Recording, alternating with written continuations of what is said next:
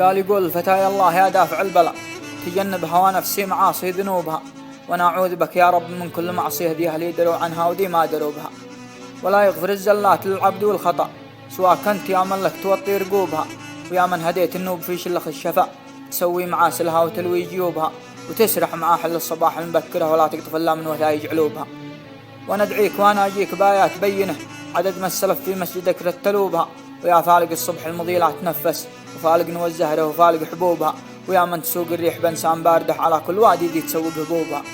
لك الحمد عد الحب والرمل والحصى من ايام ادم لين تفنى شعوبها، ولو هايسي يكتب 100,000 ملحمه ورايات شعري لوحت في طنوبها، فلا بقدر احصي من عطى الله نعمه في سبحان ذي سير علينا سحوبها.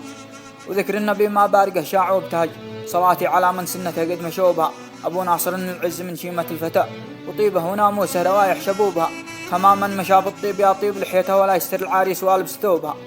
وحمى على تاكل وجيه المبرقعه نفوس الردى ذي كشفتها عيوبها، لها ترفع السوداء على كل نايف عليها الغضب ينساق لها وصوبها، ومن هم أصحابه على الطيب والنقى فلا قابت أصحابه تقدم ينوبها، ومن هو يبيع الصاحب الله يبيعه فلا بدي يسقط يوم تشعل حروبها، ويا سعد من قومه حزامه ومسنده ساعة الشدة في أول ركوبها. ويا صاحبي بعطيك بعض النصايح تمسك بها لجلك تخطى صعوبها، ترى الأولها طاعة وليك وخالقك، ويا سعد قوم ثبت الله قلوبها. صلاتك وترك النوم والكسل تفتح لك الدنيا مراصي عبوبها، وطاعة نبيك وتبع الدين وأهله كما الموت ما يلقي على أرضه دبوبها، والوالدين إحسان قد قبلك أحسنوا وقل يلا ارحمها وسمح دروبها.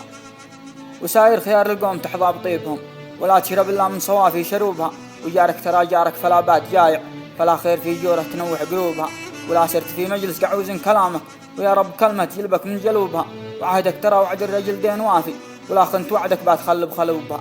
وغبني على الأجواد نقالة السلب رجال الكرم والطيب لي يفخروا بها، وكنهم بقايا بدو هدوا طنابهم وشدوا من المشرق على قصى قروبها، وفي ختمها صليت ما لا أحبارقه على المصطفى دي منهجه يقتدوا بها. سلامتكم.